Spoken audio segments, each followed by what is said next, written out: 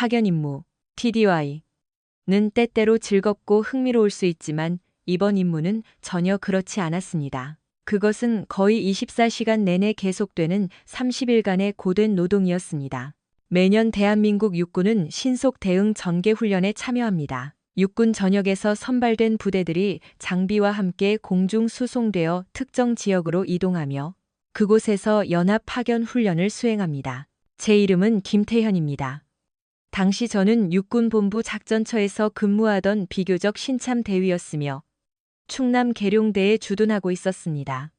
이번 파견은 당시 임신 중이었고 파견 기간 내에 출산 예정이었던 아내 지민이를 두고 집을 떠나야 했던 저에게는 최악의 시기였습니다.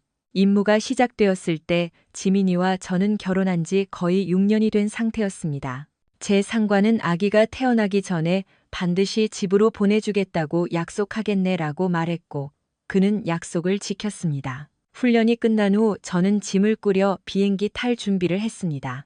지민이에게 전화를 걸자 그녀는 며칠 내로 병원에 입원할 것 같다고 말했습니다.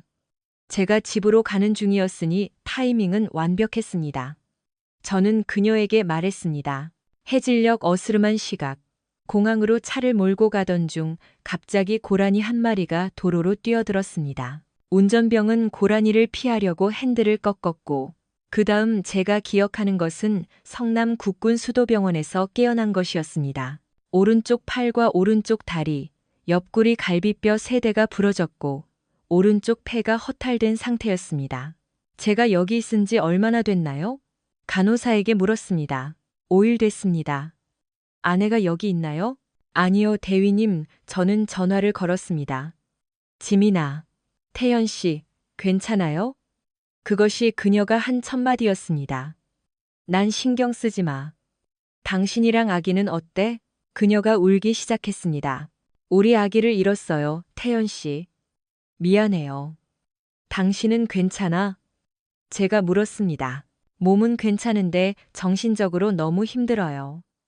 2주 후 저는 앰뷸런스 편으로 집으로 이송되었습니다. 지민이는 구급차에서 저를 맞이했고 함께 계룡대 인근 병원으로 향했습니다. 그녀는 여전히 심리적으로 매우 무너진 상태였지만 우리가 함께 보내는 시간이 서로에게 도움이 되는 것 같았습니다. 저는 2주 동안 더 입원해 있다가 제한적 복무 판정을 받고 퇴원했습니다.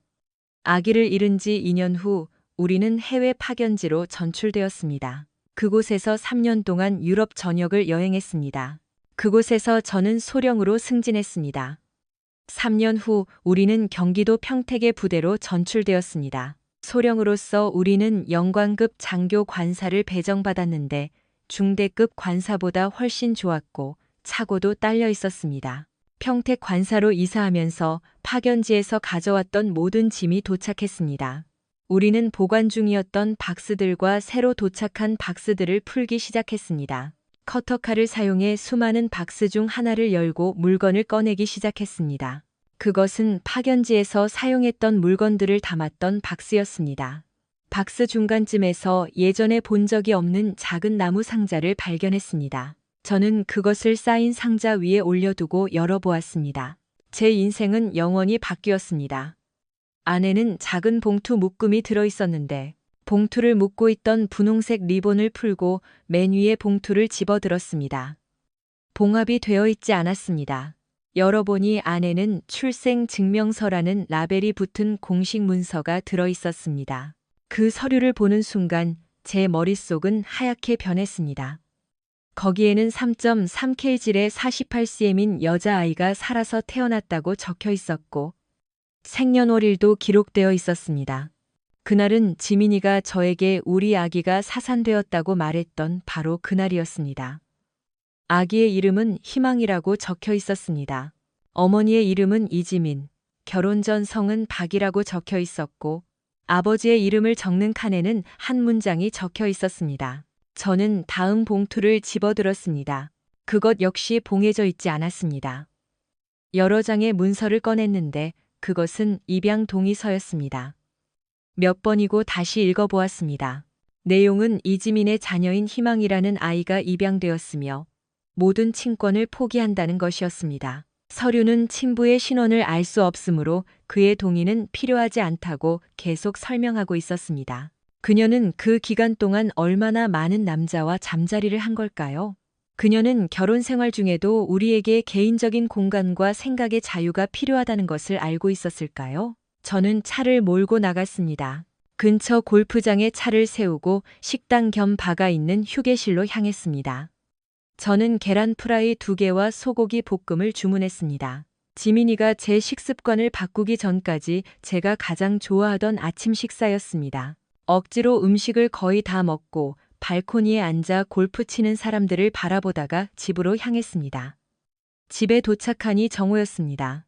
그녀는 이미 많은 짐을 정리하고 집안을 정돈해둔 상태였습니다. 저는 제 서재로 들어갔고 당직 사관 외에는 아무도 없었습니다. 저는 자리에 앉았습니다. 책상에 앉아 일을 해보려 했지만 도무지 집중이 되지 않았습니다. 집에 돌아오니 자정이 넘은 시각이었고 그녀는 침대에 누워 책을 읽고 있었습니다. 저는 옷을 벗고 샤워를 했습니다. 난 아래층에서 잘 거야. 밖으로 나오며 문을 닫고 선언했습니다. 거실 소파에 누워 TV를 켜고 편안히 쉬려는데 그녀가 들어와 리모컨을 낚아채 TV를 끄고 저를 쏘아붙였습니다. 돌려 말하지 말고 무슨 일인지 말해봐요. 내가 돕게 하든지 아니면 그냥 떠나든지. 원하는 게 뭐예요? 저는 잘못한 것이 없었기에 제가 도우려 하거나 자리를 비켜주려 할 때 저에게 소리를 지르는 그녀를 참아줄 이유가 없었습니다. 그녀가 차로 저를 들이받으려 했던 예전 일을 생각하며 저는 그녀에게 다가가 리모컨을 빼앗고 다시 TV를 켰습니다. 잘 가요. 제가 말했습니다. 그녀는 1시간도 채 되지 않아 월요일 아침에 떠났습니다. 저는 상관을 찾아가 제 이야기를 털어놓았습니다. 심지어 서류들도 보여주었습니다. 그 역시 저만큼이나 충격을 받았습니다. 어떻게 할 건가? 그가 물었습니다. 잘 모르겠습니다. 그녀가 떠날 때 어디로 가는지 말했나요? 아니요, 하지만 짐을 다 챙겨가지는 않았습니다. 특히 그 상자는요. 잠시 침묵이 흐른 뒤 제가 말을 이었습니다. 제 딸이 맞다면 딸을 찾아보고 싶습니다. 하지만 입양된 아이를 찾는 건 거의 불가능에 가깝겠죠. 그는 이 사건의 비밀 유지가 양측 모두에게 중요하다고 말했습니다. 이해하지만 저는 무언가를 해야 했고 어디선가 시작해야 했습니다. 더 이상 그녀가 진실을 말해줄 거라 믿지 않았습니다. 그때 갑자기 생각이 떠올랐습니다. 세상에 방법이 있을지도 몰라요. 하루만 휴가를 내도 될까요? 물론이지. 저는 거수경례를 하고 사무실을 뛰쳐나와 차를 타고 집으로 달렸습니다. 상자를 열고 나무 상자를 꺼내 내용물을 바닥에 쏟았습니다. 그 안에는 공갈 젖꼭지가 하나 들어 있었습니다. 희망이가 입양되기 전에 사용했을 물건이었습니다. 저는 상자를 내려놓았습니다. 물건들을 모으고 공갈 젖꼭지를 투명 비닐봉지에 담아 밀봉했습니다.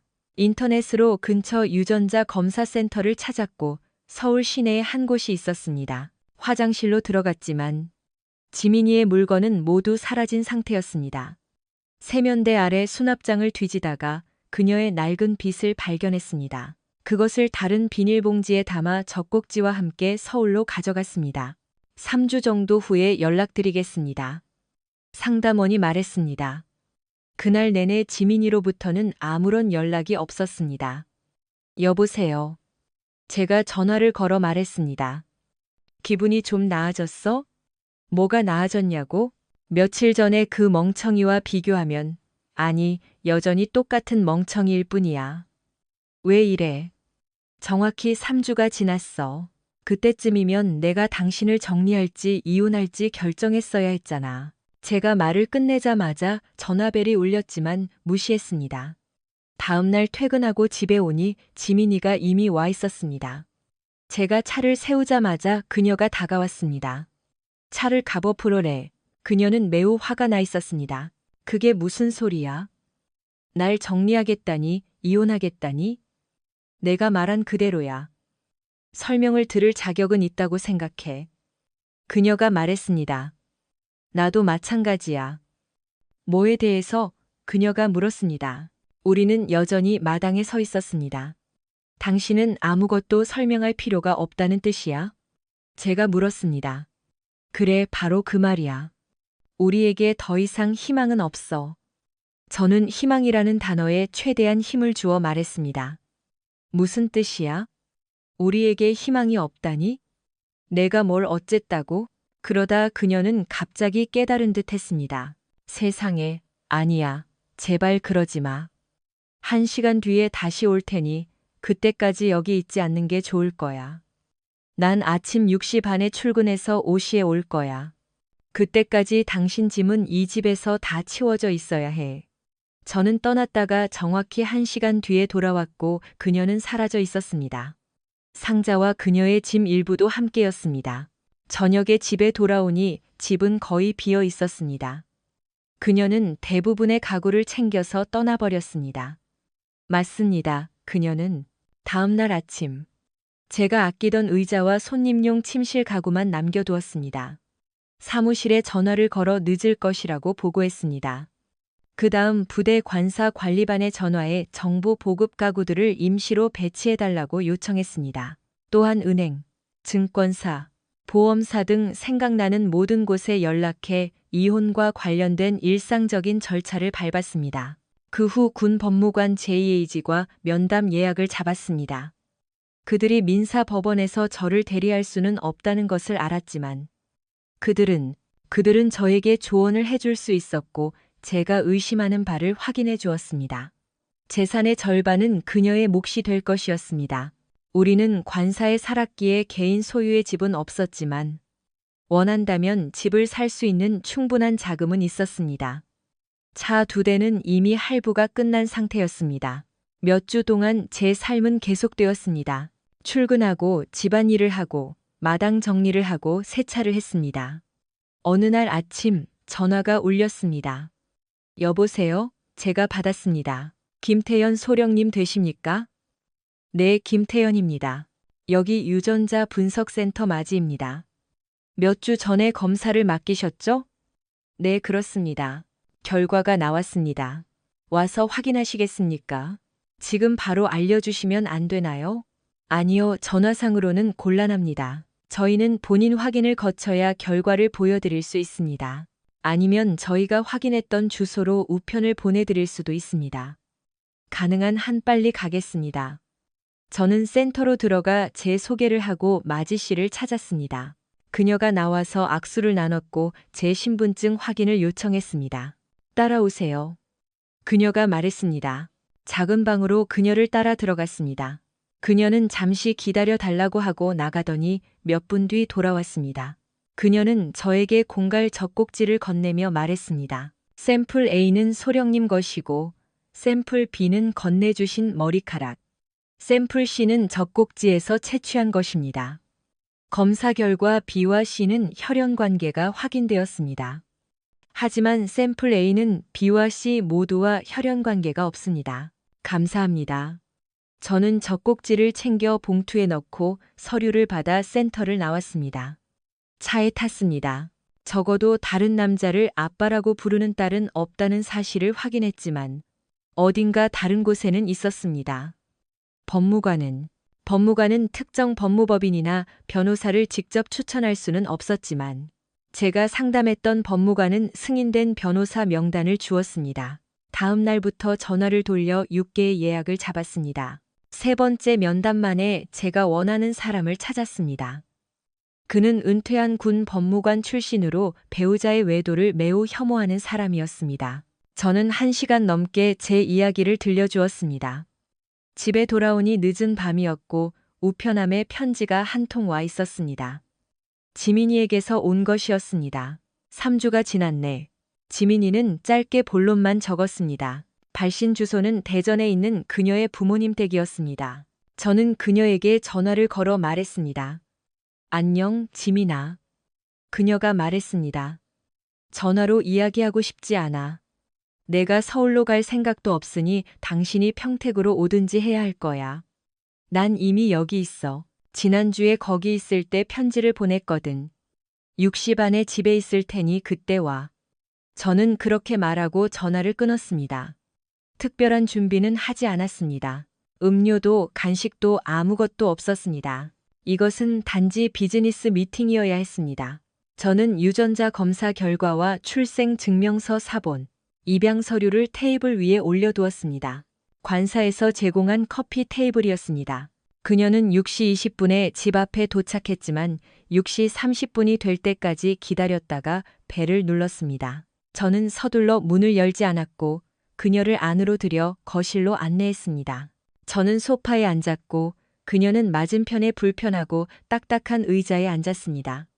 저는 주머니에서 공갈 젖꼭지를 꺼내 그녀에게 건넸습니다. 그녀는 그것을 낚아채 가슴에 품었습니다. 고마워요. 그녀는 마치 제가 10억이라도 준 것처럼 말했습니다. 그 다음 저는 유전자 검사 결과 사본을 건넸습니다. 당신도 알다시피 난. 하지만 이것이 확실히 증명해 줄 거야. 그녀는 왼손으로 결과지를 받았습니다. 오른손으로는 여전히 젖꼭지를 꼭 쥐고 있었습니다. 샘플 A가 당신이죠? 그녀가 물었습니다. 그래. 저는 남은 서류들도 그녀 쪽으로 밀었습니다. 아무 말 없이 그녀는 몸을 숙여 첫 페이지의 제목을 읽더니 눈물을 흘리기 시작했습니다. 유전자 검사 결과를 옆으로 밀어두고 이혼 소송 서류를 집어들었습니다. 읽기 시작했지만 눈물이 서류 위로 쉴 새 없이 떨어졌고 그녀는 결국 서류를 내려놓았습니다. 혹시 그녀가 휴지를 찾았습니다. 저는 주지 않았습니다. 나를 조금도 배려해 줄 마음이 없군요. 그녀가 물었습니다. 바람 피운 거야? 제가 물었습니다. 그녀가 고개를 끄덕였습니다. 몇 번이나?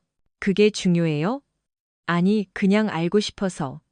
딱 한 번의 주말이었어요. 다른 남자들은 없었고 오직 한 사람뿐이었어요. 그게 누구야? 그게 정말 중요해요? 결혼 생활은 어차피 끝났는데 왜 다 망치려 해요? 난 알 자격이 있다고 생각해. 그를 보호하는 게 결혼 생활을 지키는 것보다 더 중요한 거야? 왜 내가 당신 임신 사실을 알았을 때 우리 딸이 죽었다고 거짓말한 거야? 태연 씨 아이인지 그 사람 아이인지 확신이 없었어요. 낙태도 생각했지만 차마 그러지 못했어요. 시간이 흐르면서 누구 아이인지 알 방법이 없다는 걸 깨달았죠. 딸이라는 걸 알았을 때 저는 당신이 모를 거라고 확신했어요. 아빠와 딸 사이에는 특별한 유대감이 있으니 당신을 닮을 거라고 믿었죠. 출산 예정일이 다가오자 겁이 났어요. 혹시라도 당신이 자기 아이가 아니라는 걸 알아챌까 봐요. 그때 당신이 파견을 떠났고 전 조금 안심했어요. 아기가 태어날 때 당신이 없어서 다행이라고 생각했죠. 아기가 태어났고 당신이 집으로 비행기 타고 온다고 했을 때 전 다시 불안해졌어요. 감정이 요동쳤죠. 당신이 알 수도 있고 모를 수도 있다는 생각에, 당신이 아기 태어날 때 옆에 있을 수도 없을 수도 있다는 생각에 전 너무나 혼란스러웠어요. 그런데 아기가 나왔는데 너무나 생생하고 완벽했어요. 아기를 제 가슴에 안겨주었을 때 전 즉시 사랑에 빠졌죠. 금발기가 섞인 머리카락에 파란 눈을 가진 너무나 예쁜 아이였어요. 그녀가 말을 멈췄습니다. 친아빠를 쏙 빼닮았더군요. 당신은 갈색 머리에 갈색 눈이고 우리 가족 중에는 금발이나 파란 눈을 가진 사람이 아무도 없잖아요. 전 그 아이가 당신 아이가 아니라는 걸 알았어요. 그 아이는 제 딸이었고 당신은 제 남편이었죠. 둘 다 사랑했지만 한 명을 선택해야 했고 전 당신을 선택했어요. 병원 직원들이 도와줬어요. 딸을 입양 보내고 싶다고 말했더니 24시간 만에 서류를 준비해줬죠. 아빠가 누구냐고 묻길래 모른다고 했어요. 아빠를 알면 그의 동의를 받아야 해서 복잡해지는데 모른다고 하니 절차가 쉬워졌죠. 서류에 서명할 때 아이는 공갈 젖꼭지를 물고 있었어요. 당신에게 무언가 말을 해야 했기에 거짓말을 지어냈죠. 아기가 태어나자마자 죽었고 당신이 집에 왔을 때는 이미 화장했다는 거짓말을요. 전 당신이 출생 증명서나 사망 진단서조차 보여달라고 하지 않았다는 게 믿기지 않았어요. 당신은 저를 전적으로 믿었으니까요. 사실 저도 당신을 믿지 않을 이유가 없었고 그 비극적인 상황에서 그런 서류들을 들춰보며 고통을 더하고 싶지 않았을 뿐이었어요. 결국 우리 삶은 다시 일상으로 돌아왔고 전 거의 행복했어요. 하지만 제 마음 한구석은 늘 비어 있었죠. 매년 아이의 생일이 되면 그 고통은 더해졌어요. 전 항상 아이의 출생 증명서를 꺼내보고 아이의 작은 몸을 떠올렸어요. 아이의 발자국과 이 젖꼭지를 보며 아이와 가까워지고 싶어 제 입에 물어본 적도 있었죠. 하지만 거기 묻은 제 모유 자국을 보존하고 싶어서 그만뒀어요. 유전자 센터에서 검사하느라 다 닦아냈을 거야. 세상에 사라졌어. 그녀가 신음하며 저를 바라보았습니다. 사라졌어. 우리 아기 흔적이 사라졌다고. 이 멍청아. 당신이 다 지워버렸어. 그녀는 바닥에 주저앉아 몸을 웅크렸습니다. 저는 그녀를 들어 올려 소파에 눕혔습니다. 그런 상태로 보낼 수는 없었기에 담요를 덮어주고 제 방으로 들어갔습니다. 하지만 그녀는 잠들지 않았고 몇 시간 동안 그곳에 있었습니다. 자정이 넘었을 때 화장실 물 내리는 소리가 들려 아래층으로 내려갔습니다. 그녀는 소파에 앉아 있었습니다. 커피 마실래? 제가 물었습니다. 네. 제가 커피를 타는 동안 그녀는 식탁에 앉았습니다. 그녀가 한 모금 들이켰습니다. 많이 불안했나 보네. 우리는 조용히 앉아 커피를 마셨습니다. 어디서 지내? 제가 물었습니다. 근처 모텔에서요. 거기서 3주 넘게 있었던 거야? 아니요. 대부분 부모님 댁에 있었어요. 부모님은 사실을 알아? 아니요. 부모님께도 거짓말했어요. 우리 사이가 좀 힘들어서 떨어져 있는 시간이 필요하다고 했죠. 부모님이 당신 몰래 용돈을 주시며 응원해 주셨어요. 제가 우리 문제를 해결하러 다시 온 줄 아세요. 그녀는 주위를 둘러보더니 테이블로 가서 가방에서 펜을 꺼내 이혼 서류에 서명했습니다. 서류를 읽지도 않은 채 그녀는 떠났습니다. 일요일 오전 늦게 깨어난 저는 남은 하루를 생각에 잠겨 보냈습니다.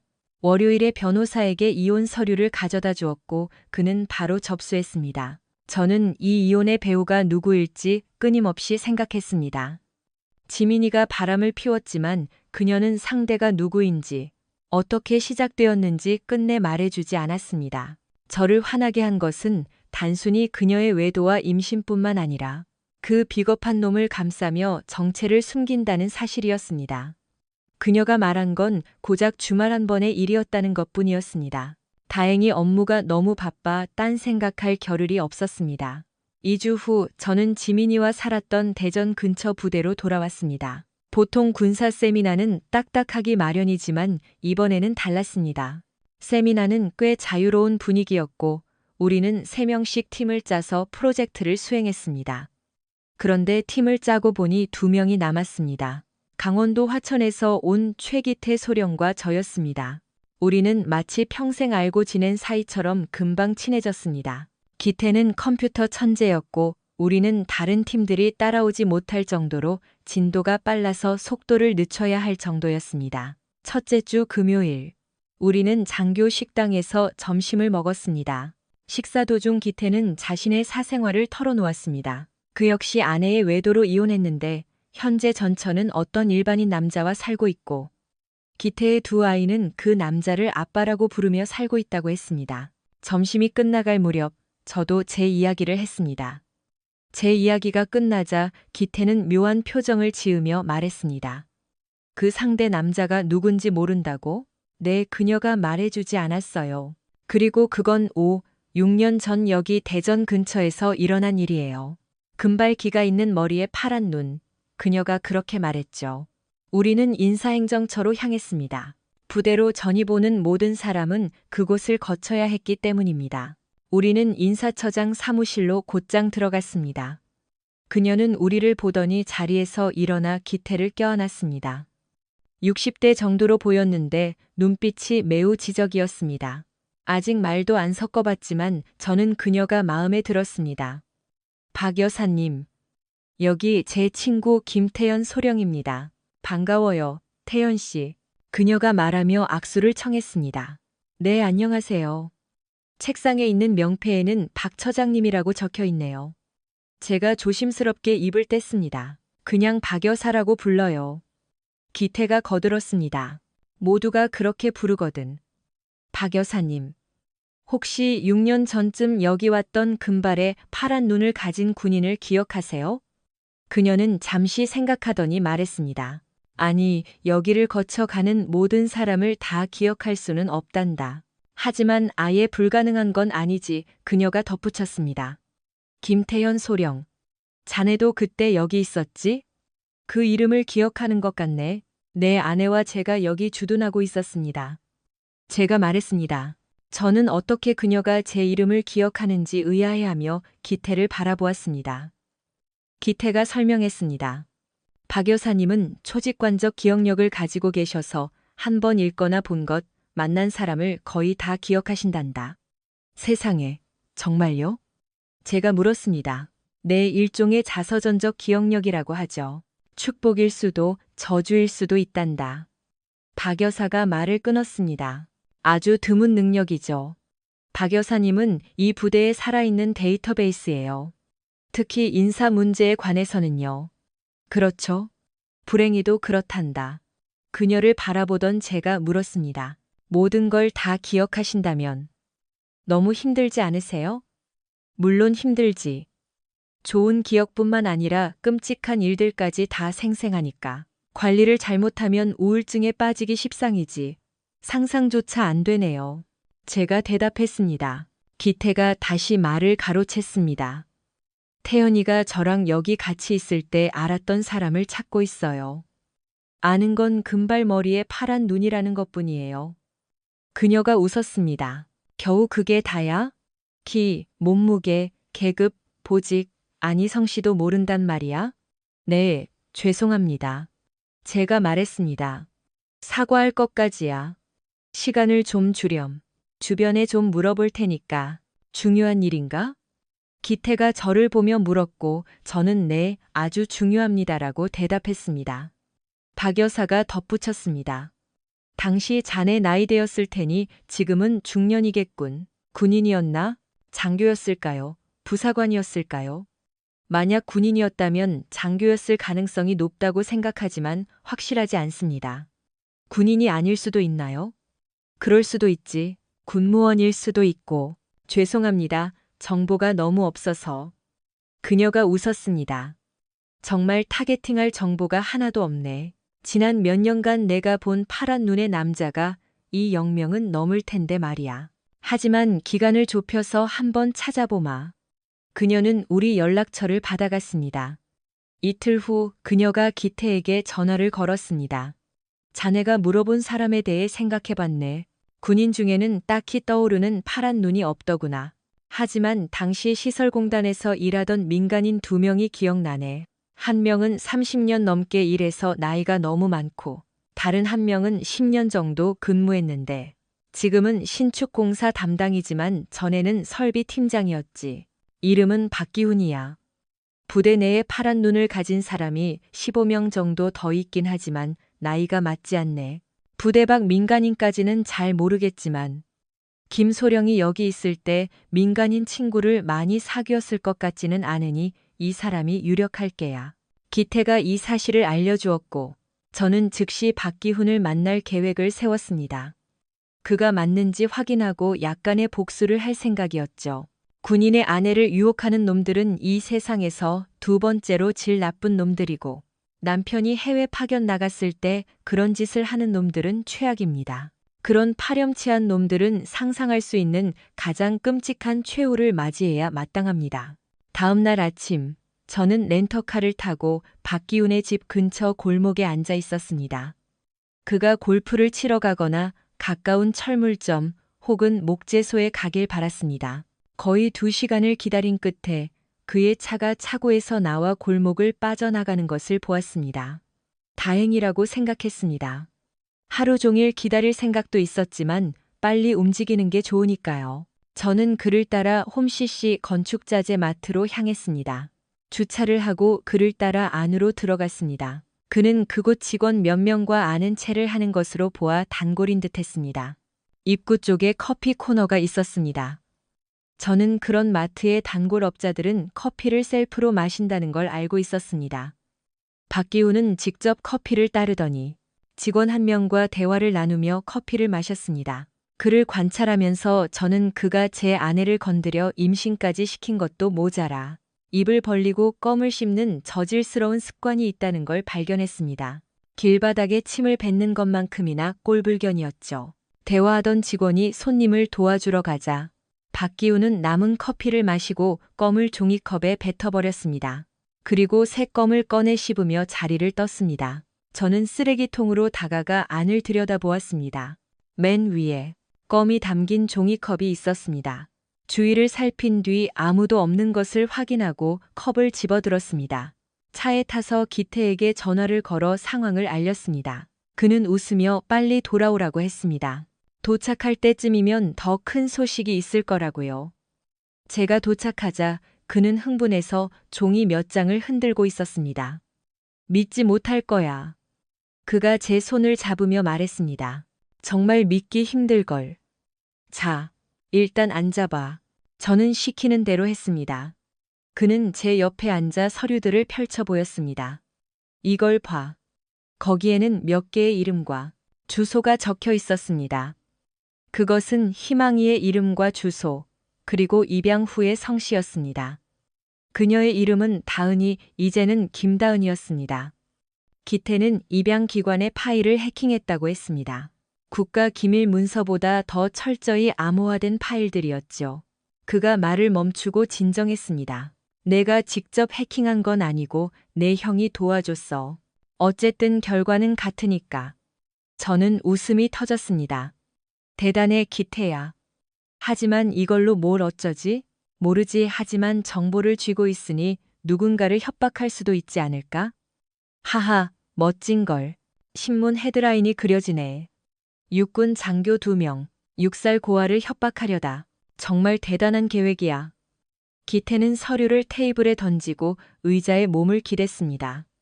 그래, 무슨 말인지 알겠어. 그는 다시 진지해졌습니다. 하지만 그 철옹성 같은 보안을 뚫었다는 게 중요하지. 맞아, 정말 대단해. 저는 웃으며 대답했습니다. 저는 서류와 종이컵을 챙겨 숙소로 돌아와 테이블에 두었습니다. 왜 그랬는지 모르겠지만 저는 다은이가 사는 주소를 찾아 일요일 이른 아침 그곳으로 차를 몰았습니다. 그곳까지는 거의 200km 거리였습니다. 전형적인 외곽의 전원주택이었습니다. 저는 밖에서 기다렸습니다. 1시간 정도 전원주택 단지의 일요일 풍경을 지켜보았습니다.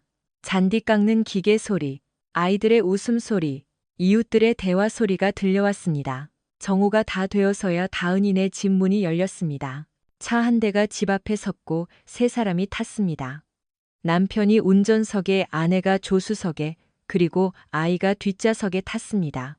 아내가 내려서 뒷좌석 문을 열었습니다. 저는 휴대폰을 들고 준비했습니다.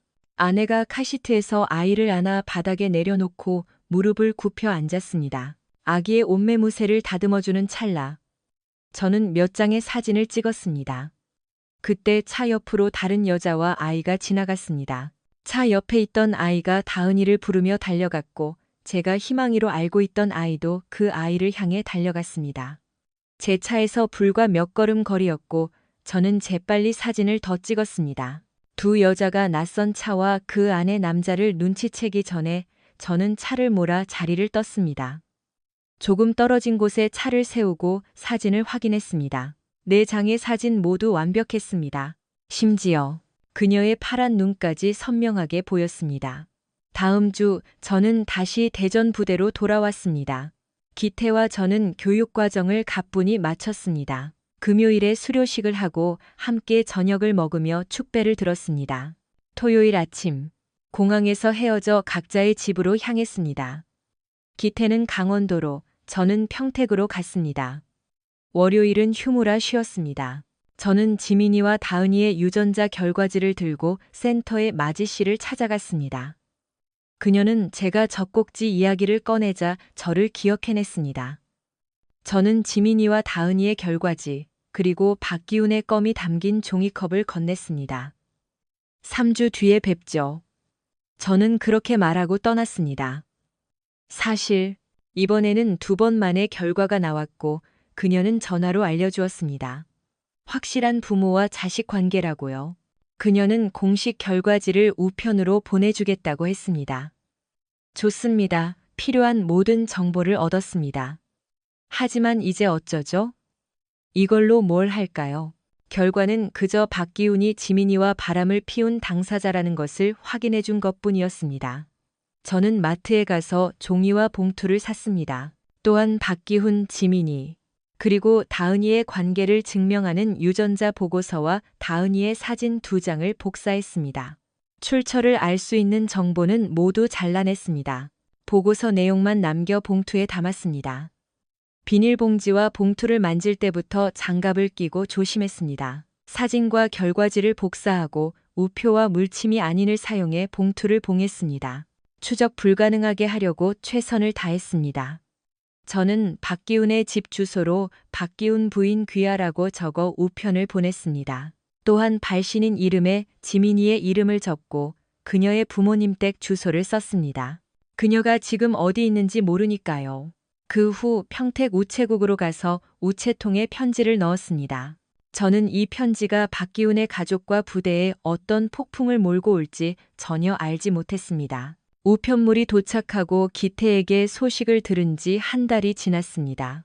박 여사님에게서 전화가 왔습니다. 태연아, 내가 한 가지만 물어볼 테니 솔직하게 대답해 주겠니? 그녀가 말을 이었습니다. 내가 최대한 도와주려 하지만 내가 하는 방식으로는 부족해. 난 절대적인 진실이 필요하단다. 박기훈에게 일어난 일이 너와 기태가 한 짓이니? 여사님, 똑똑한 척하고 싶진 않지만 저희가 그 사람에게 뭘 했다는 건가요? 그의 아내가 이혼 소송을 하게 만든 거요?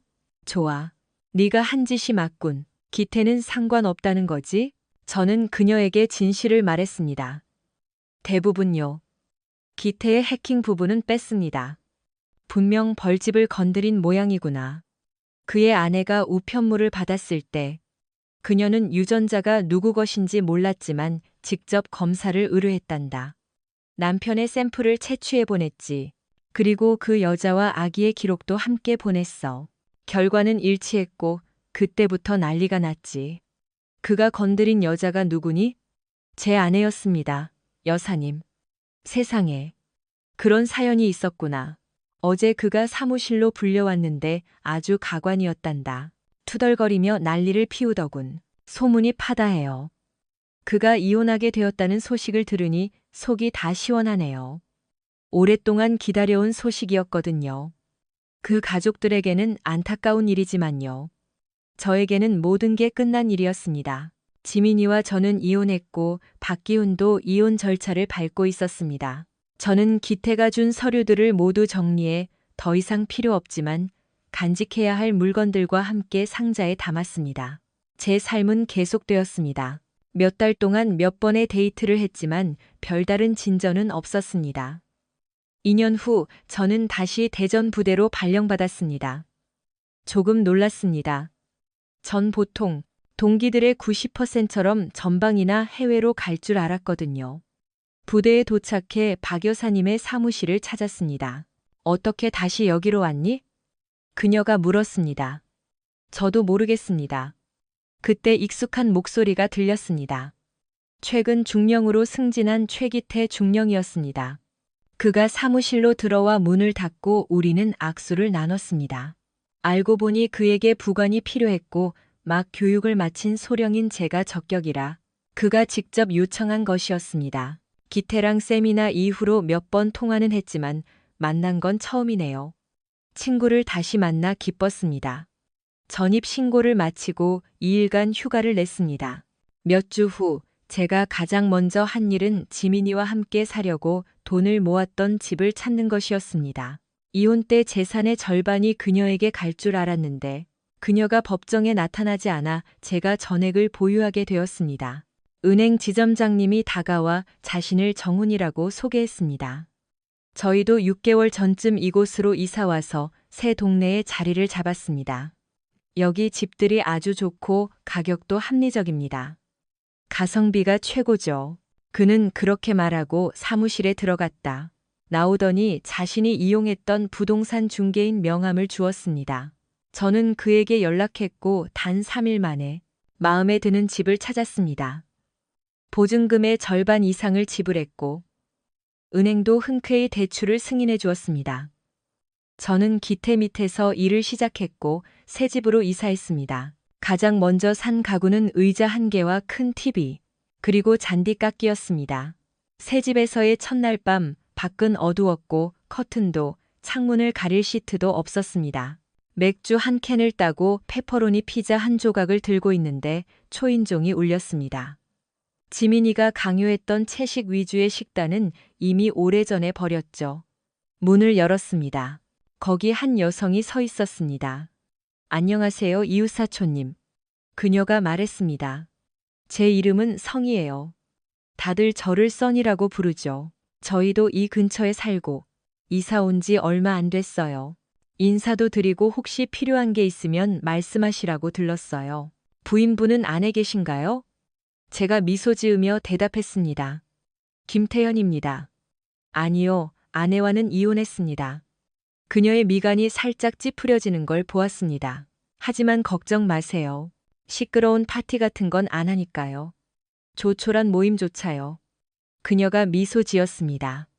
우리는 몇 분 더 대화를 나누고 헤어졌습니다. 새 집에서의 첫 주였습니다.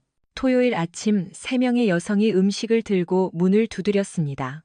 집 꾸미기 아이디어도 챙겨왔더군요. 밤마다 불 켜진 텅 빈 집에서 의자 하나에 앉아 맥주와 피자를 먹는 저를 본 모양이었습니다. 그녀들이 저를 돕기로 결심한 것이죠. 주동자는 이웃 성희 씨였습니다. 몇 시간 후 저는 조금 낡았지만 근사한 가죽 소파와 식탁 세트, 그리고 바닥에 피자를 흘리지 않게 해줄 작은 커피 테이블을 갖게 되었습니다. 그녀들이 떠나려는데 아이 3명이 서로 뒤쫓으며 뛰어들어왔습니다.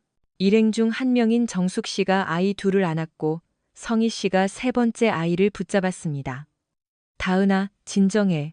그녀는 아이 곁에 무릎을 굽히고 앉아 금발 빛이 도는 머리카락을 파란 눈 위로 넘겨주었습니다. 여기는 우리 새 이웃이신 김소령님이란다. 인사드려야지. 그녀가 자신있게 말했습니다. 안녕하세요. 전 김다은이에요. 저는 몸을 숙여 가까이 다가갔습니다. 안녕, 다은아. 저는 그녀의 깊고 맑은 파란 눈을 바라보았습니다. 금발의 파란 눈이라. 저는 고개를 저었습니다. 다은이는 몇 살이니? 이제 곧 7살 돼요. 저는 일어났고 우리는 작별 인사를 나눴습니다. 그녀들이 떠나자마자 저는 제 서재로 가서 상자를 열었습니다. 서류 파일을 꺼냈습니다. 거기에는 제가 찍었던 사진들이 있었고 사진 속 아기가 바로 이 아이였습니다. 저는 친부의 이름에는 신경 쓰지 않았습니다. 아이는 부모를 잃었지만 이제 저는 입양 절차를 확인했습니다. 정훈과 성희 부부가 희망이의 양부모로 등록되어 있었습니다. 성희 씨와 그녀의 친구들은 몇 주에 걸쳐 제 집을 거의 다 꾸며주었고 완공 기념으로 이웃들을 초대해 집들이를 했습니다. 성희 씨는 이혼한 시누이 박소연 씨를 데려왔습니다. 오랫동안 여자의 온기를 느끼지 못했던 저는 소연 씨와 금방 의기투합했습니다. 그녀는 파티의 마지막 손님이었고 저는 그녀에게 다시 전화하고 싶어 안달이 났습니다. 다음 날 우리는 점심을 같이 먹었고 정훈, 성희, 다은이와 함께 저녁 식사도 했습니다. 다은이는 친구들과 놀고 싶다며 짧게 인사하고 나갔습니다. 이후 몇 달 동안 우리는 가능한 한 자주 시간을 보냈습니다. 우리가 처음 밤을 함께 보낸 날은 정말 멋졌습니다. 주방 카운터에 앉아 있는데 초인종이 울렸습니다. 급히 가운을 걸치고 문을 열었습니다. 성희 씨였습니다. 안녕하세요, 태연 씨. 그녀가 집으로 들어오며 인사했습니다. 소연 씨를 보고 놀란 기색이었죠. 어머, 이게 누구야? 시누이에게 다가가며 그녀가 물었습니다. 소연 씨는 의자에 앉아 샌드위치를 먹고 있었고 성희 씨가 다가왔습니다. 소연 씨는 샌드위치를 내려놓고 올케를 마주 보았습니다. 그녀의 가운이 살짝 벌어져 있자 성희 씨가 손을 뻗어 여며주었습니다. 소연 씨가 웃으며 말했습니다. 언니, 이 사람 볼 거 다 봤어요. 사실 아직 다 본 건 아니지만요. 어머, 말 좀 봐. 성희 씨가 말했습니다. 저는 옷을 갈아입으러 위층으로 올라갔습니다. 내려왔을 때도 그녀들은 제 침대 시트에 대해 수다를 떨고 있었습니다.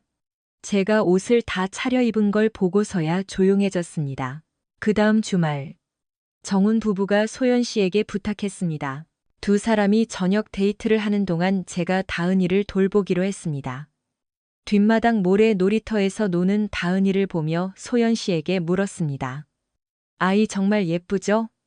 네, 정말요. 소연 씨가 대답했습니다. 다은이가 입양된 아이라는 거 아세요? 정말요? 네, 태어날 때부터 키우셨대요. 입양기관에 따르면 다은이 친엄마는 유부녀였는데 이름도 기억 안 나는 남자와 외도를 해서 임신했다고 하더군요. 남편이 군인이었는데 외도 사실을 들키지 않으려 입양을 보낸 거래요. 정훈 부부도 그 자리에 있었다고 합니다. 아이를 집으로 데려올 때요. 다은이라는 이름은 친엄마가 지어준 건가요? 아니요. 원래 이름은 희망이었대요. 출생증명서에도 그렇게 적혀 있었는데 성희 언니 부부가 다은이로 바꿨대요. 그게 더 잘 어울린다면서요.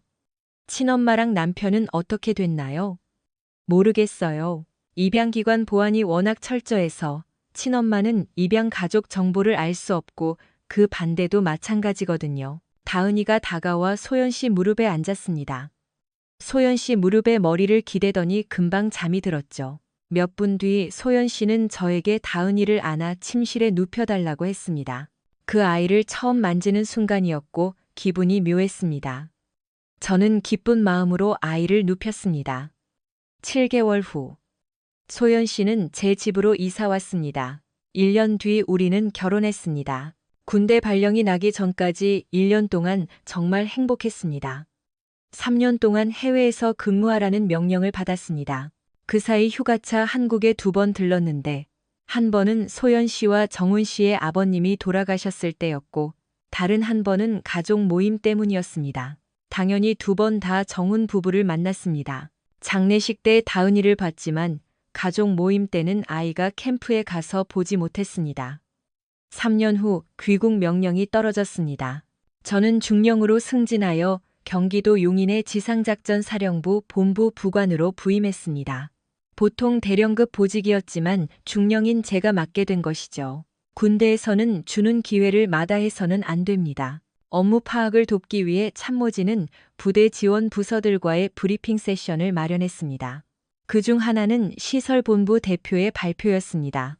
설비팀장과 본부장 등 관계자들이 참석했습니다. 회의실에 도착해 자리에 앉아 발표를 시작하려는 파란 눈의 남자를 보았습니다. 머리카락은 희끗희끗했지만 금발빛이 남아 있었습니다. 자신을 박기훈이라고 소개했습니다. 저는 그저 그를 뚫어지게 바라보았습니다. 그가 1시간 동안 발표하는 동안 저는 단 한마디도 듣지 않았습니다. 제 시선은 그의 얼굴에 고정되어 있었습니다. 그는 제 시선이 부담스러운지 몹시 불편해 보였습니다. 발표가 끝나고 그가 질문이 있느냐고 물었습니다. 박 팀장님, 예전에 대전 부대에서 근무하신 적 있죠? 네, 그렇습니다. 시설본부에서 일했습니다. 거기 생활은 어떠셨나요? 좋았습니다. 왜 떠나셨나요? 개인적인 사정입니다. 그렇군요. 사적인 질문은 거두겠습니다. 전 그저 함께 일하는 사람들에 대해 알고 싶었을 뿐입니다. 몇 년 전 대전 부대 시설본부에서 어떤 스캔들이 있었다고 들었는데 혹시 아시는 게 있나요? 공금 횡령 같은 거였나? 아, 이제 기억나네요. 정보 감사합니다. 본부에 볼 일 있으면 언제든 절 찾으세요. 혹시 잊으셨을까봐 말씀드리는데 저는 제 군복의 명찰을 가리켰습니다. 제 이름은 김태연입니다. 잊지 마세요.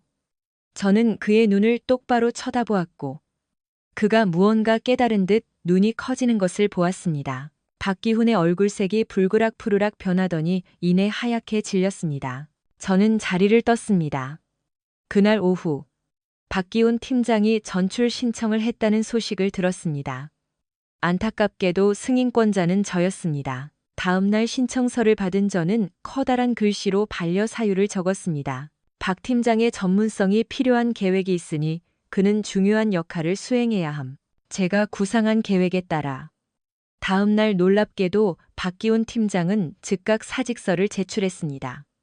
저는 기쁜 마음으로 수리했습니다. 매일 소연 씨를 향한 제 사랑은 깊어만 갔습니다. 매일 아침 그녀는 더 아름답고 매력적으로 보였습니다. 거울 속 늙어가는 중년의 제 모습을 보며 그녀가 내게서 무엇을 보는지 의아했지만 그게 무엇이든 감사할 뿐이었습니다. 우리는 함께하는 시간을 소중히 여겼고 세월은 화살처럼 흘러갔습니다. 우리는 강원도 부대에서 근무하던 중 휴가를 내어 정훈 부부를 방문했습니다. 첫날 밤. 그들은 이제 곧 18살이 되는 다은이에 대한 고민을 털어놓았습니다. 다은이는 항상 자신이 입양되었다는 걸 알고 있었고, 이제 친부모를 찾고 싶어 했습니다. 정훈 부부도 그 결정을 지지했지만 입양기관은 법적 이유를 들며 전혀 도움을 주지 않았습니다. 하루 종일 우리는 낡은 법과 개혁의 필요성에 대해 이야기했습니다. 특히 입양인이 친부모의 건강 상태를 아는 것이 얼마나 중요한지에 대해서요. 그들은 결국 유전자 족보 사이트를 이용해 보기로 했습니다. 다은이의 유전자 샘플을 보냈고 결과를 기다리기로 했습니다. 다은이는 친엄마가 고등학교 졸업식에 와주길 바랐지만 졸업이 몇 주 남지 않아 힘들 것 같았습니다. 그날 밤 소연 씨와 침대에 누웠는데 그녀가 물었습니다. 이 일을 어떻게 하실 건가요? 뭐에 대해서요? 태연 씨. 부부 사이의 비밀은 없어야죠. 결혼하고 6개월 뒤에 당신의 그 작은 서류 가방을 발견했어요. 당신이 다 말해주면 다은이가 유전자 검사까지 할 필요는 없잖아요. 세상에. 제가 말했습니다. 그래요, 세상에나. 왜 지금까지 아무 말도 안 했어요? 글쎄요. 당신이 이 문제에 얼마나 예민하게 반응할지 몰라서 그랬던 것 같아요. 정훈 오빠 부부는 알 필요가 없으니 저도 침묵했지만 이제 상황이 중요해졌으니 당신이 해결해야 해요. 어떻게 하면 좋을까요? 그냥 다 이야기하세요. 그들이 어떻게 반응할까요? 오빠는 나랑 닮아서 담담할 거예요.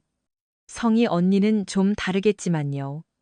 좋아요. 내일 다은이를 밖으로 보내고 이야기합시다. 그녀는 몸을 숙여 제게 부드럽게 입을 맞췄습니다. 내가 당신을 지루하게 한 적 있나요? 그녀가 물었습니다. 바보 같은 질문이네. 제가 말했습니다. 당연히 아니지. 왜 그런 걸 물어? 오늘 하루 종일 날 한 번도 안 건드렸잖아요. 저는 웃으며 그녀를 꼭 안아주었습니다. 다음 날 아침 일요일. 다은이는 친구와 함께 쇼핑하러 나갔습니다. 저는 내 식구를 식탁에 모으고 깊은 숨을 들이쉰 뒤 입을 뗐습니다. 혹시나 우리를 쫓아낼지 몰라. 짐을 미리 싸두었다고 소연 씨와 이야기했다는 말로 시작했습니다.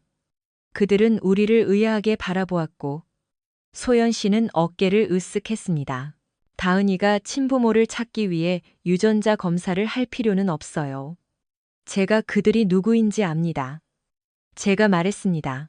그들의 눈빛은 설명을 요구하고 있었고 저는 처음부터 끝까지 모든 이야기를 들려주었습니다. 이야기를 마치고 저는 깊은 숨을 내쉬며 식탁 주변을 살폈습니다. 정훈 씨는 멍하니 저를 바라보았고 성희 씨는 눈물을 글썽였습니다. 잠시 후 그녀가 일어나 제게 다가오더니 저를 꽉 안아주었습니다. 세상에.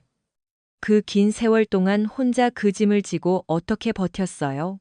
아무도 그런 고통을 겪어서는 안 되는데. 그녀가 다시 저를 안아주었습니다. 당신 생각은 어때요? 그녀가 남편에게 물었습니다. 우리가 이렇게 엮일 확률이 얼마나 될지 계산 중이야. 도무지 가늠이 안 되네. 이제 어쩌지? 성희 씨가 다시 자리에 앉으며 물었습니다. 제 생각엔 태연 씨가 전처에게 연락해서 다은이가 졸업식에 초대하고 싶어 한다고 전해야 해요. 소연 씨가 말했습니다. 아니, 왜 제가 반대했습니다. 왜 키에 개쓰리 강공개룬 프로스리 개쓰리 당신이 시작한 일이니까요. 정훈 씨가 웃으며 말했습니다. 하지만 박기우는 절대 제가 연락 안 할 겁니다. 저는 그와 마지막으로 마주쳤던 일을 이야기해 주었습니다. 그 이야기는 안 해줬잖아요. 소연 씨가 말했습니다. 당신이 다 알고 있을 줄 몰랐지. 그녀가 몸을 숙여 입을 맞췄습니다. 이 여자를 정말 사랑해라고 저는 생각했습니다. 다은이가 돌아오자 정훈 부부가 사실을 말해 주었습니다. 아이는 떨면서도 매우 흥분했습니다. 지민이와 연락할 수 있는 유일한 방법은 아직 살아계신다면 그녀의 부모님을 통하는 것뿐이었습니다. 그분들은 여전히 대전에 살고 계셨고 저는 월요일 아침까지 기다려 흥신소의 도움을 받았습니다. 지민이의 부모님과 박기훈의 소재를 찾는 데는 2시간이면 충분했습니다. 저는 장모님께 전화를 걸어 제 소개를 하고 지민이와 통화해야 한다고 말씀드렸습니다. 제 번호를 남기고 전달해달라고 부탁했습니다. 1시간도 안 되어 전화가 왔습니다. 여보세요, 이지민입니다. 번호를 전달받았다고 하더군요. 지민아, 나 태연이야. 응, 잘 지냈어? 그녀가 머뭇거리며 물었습니다. 멋진 말을 하고 싶었지만 사실 그럴 수 없었습니다. 난 잘 지내. 넌 어때? 나도 잘 지내, 태연 씨.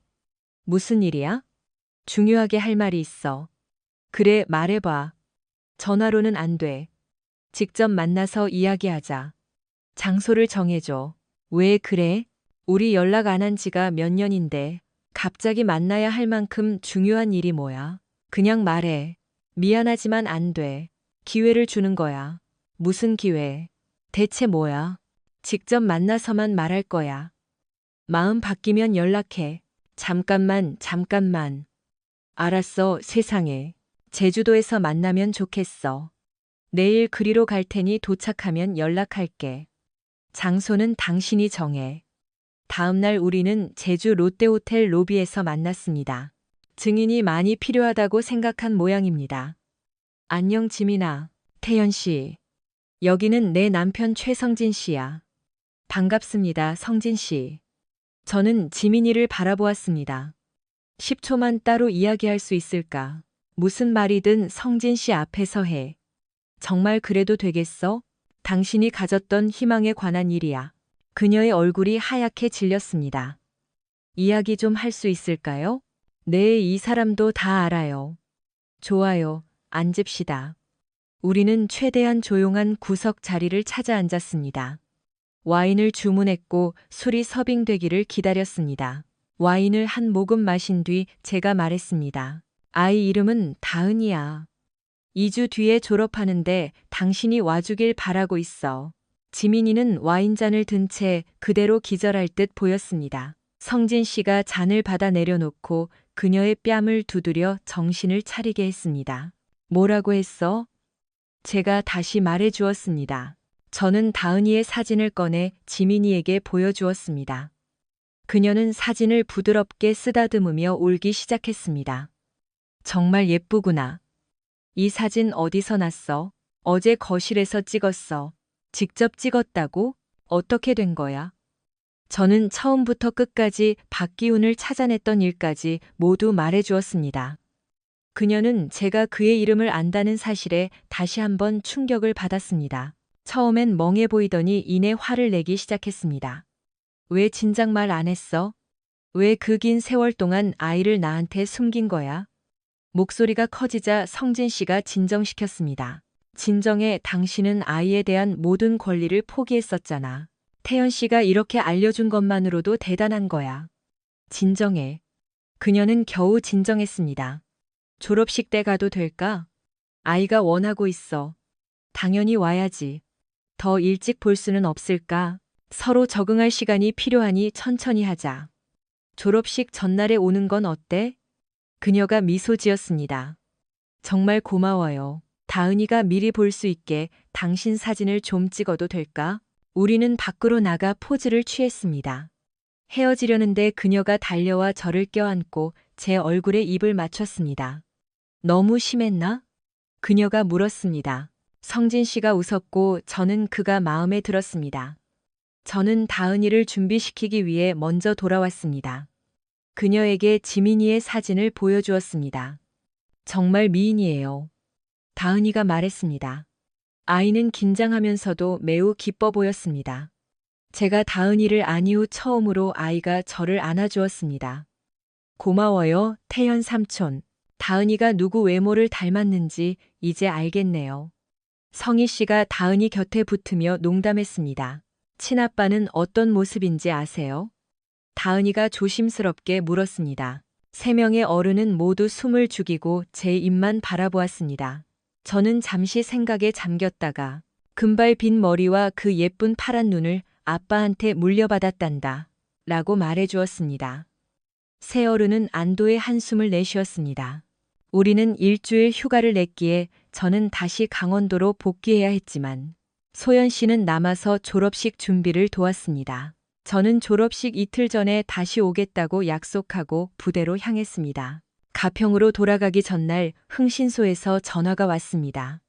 박기훈에 대해 알아낸 건 그가 공직을 떠난 뒤 중동의 한 국가로 기술 컨설팅을 떠났다는 것이었습니다. 어떤 미국인 전문가들처럼 그도 그 나라에 도착하자마자 행방이 묘연해졌고 이후로 본 사람이 없다고 하더군요. 저는 공항에서 지민이 부부를 픽업해 곧장 다은이네 집으로 향했습니다. 우리가 거실로 들어섰을 때 다은이가 서 있었습니다. 지민이가 먼저 다가갔습니다. 두 사람은 한참을 서로 마주 보았습니다. 지민이가 가방에서 무언가를 꺼내며 말했습니다. 너에게 줄 게 있단다. 이건 내 것이야. 네가 다시 가졌으면 좋겠구나. 그녀가 꺼낸 것은 낡은 공갈 젖꼭지였습니다.